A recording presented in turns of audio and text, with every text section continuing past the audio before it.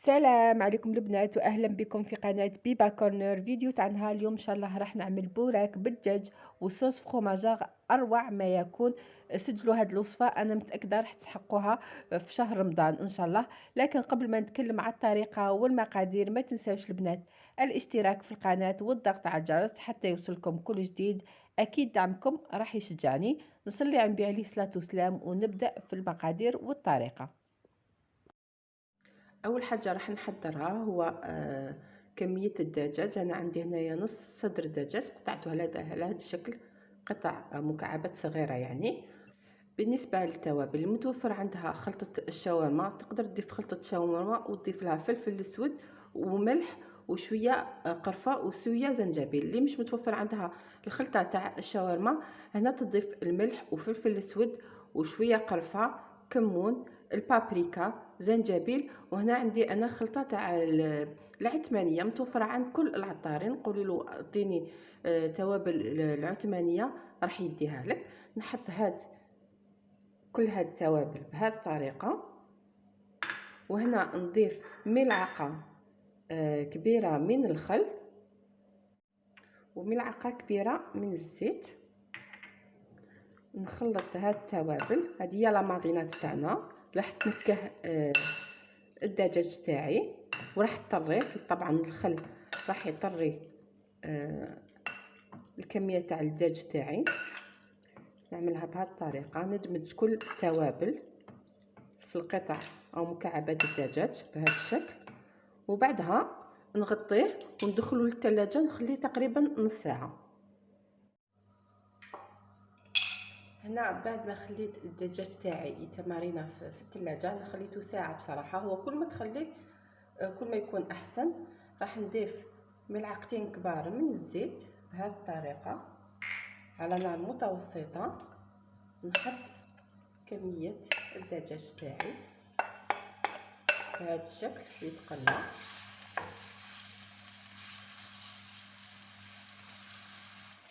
هنا بعد ما الدجاج تاعنا تقلى مليح وهداك البصل تاعنا داب، نطلعو بهذه الطريقه، نحطو في صحن. بعد ما نطلع الدجاج تاعنا هنايا نحطو على جنب. وانا في نفس المقله كما هي نضيف كاس من الحليب بهذه الطريقه، ملعقه كبيره من المايزينا او النشا، عندنا نصف ملعقه من الملح. هنا راح نضيف نصف ملعقه من تابل الفرomage، يعني يتباع في كل المحلات او العطارين. نضيف نص ملعقه هكا تاع ايبيس تاع الفرomage. نحرك بهذه الطريقه حتى القوام يتقل. هنا اول ما القوام يبدا يتقل نضيف ملعقه كبيره او ملعقتين من الفرomage. دوك نوري لكم انا الفرomage راني نستعمل هذا اقتصادي، يدي طعم رائع. لا بيشاميل تاعي نذوبو مع لا بيشاميل بهذا الشكل.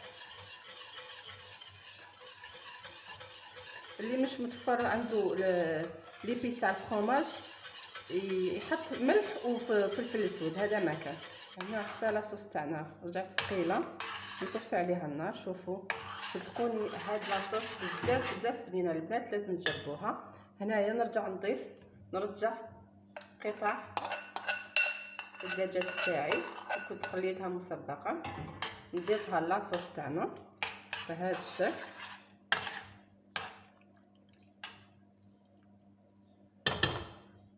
انا هنا راح نضيف كميه من الزيتون الاخضر، لكن هذا اختياري طبعا. اللي مش حابه تضيف ما تضيفش. ونرجع نحرك لاصوص تاعي بهذه الطريقه. هنا لازم نخليها لازم تبرد بطريقه جيده حتى تسهل لنا عمليه القلي. فنخليها تبرد مليح مليح ونرجع لكم. هنا بعد ما خلينا هذيك الحشوه تبرد تماما في الثلاجة، نروح نبدا نعمل البوراك تاعي. واش نعمل؟ نطويها بهذه الطريقه.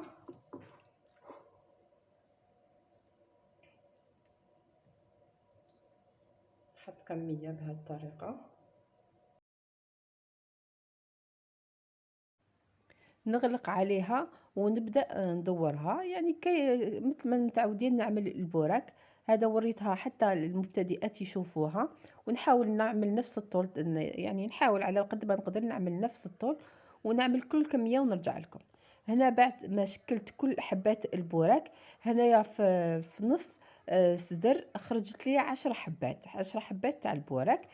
بعد ما جهزتها نروح نقليها. هنا على نار متوسطة نبدا نقلي البوراك تاعي. نشوفو نحطوه على الجهة اللي غلقت عليها، نحط 3 حبات هنا على حسب البقلة تاعك، ونبدا نقلي. نحط بهذه الطريقة. طبعا الزيت لازم تكون سخونة، ونبدا نقليه بهذا الشكل. ياخذ لون ذهبي خفيف. كاين يحبوا يحمروه بزاف، على حسب الرغبة كل وحدة فينا.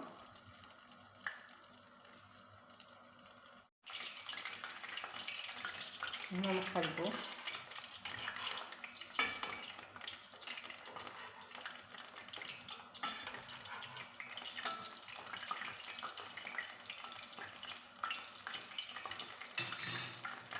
هنا اول ما ياخذ هذاك اللون الذهبي نطلعوه ونجهز الصحن فيه ورق طهي. طبعا ممكن تخليه ياخذ لون اكثر، يعني كل وحده كما تحب. مثل ما قلت لكم انا نحب هذا اللون. شوفوا البنات، نطلع حبات البوراك تاعي.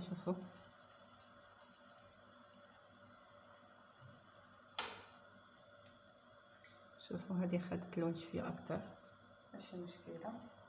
ونرجع نعمل كل الكميه بنفس الطريقه. نحطو على الجهه اللي غلقت بها،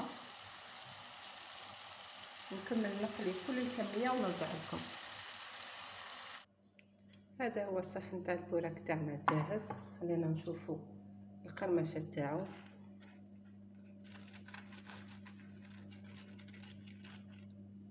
لا تصدقوني، تجربوا هذه الطريقه. شوفوا ما شاء الله.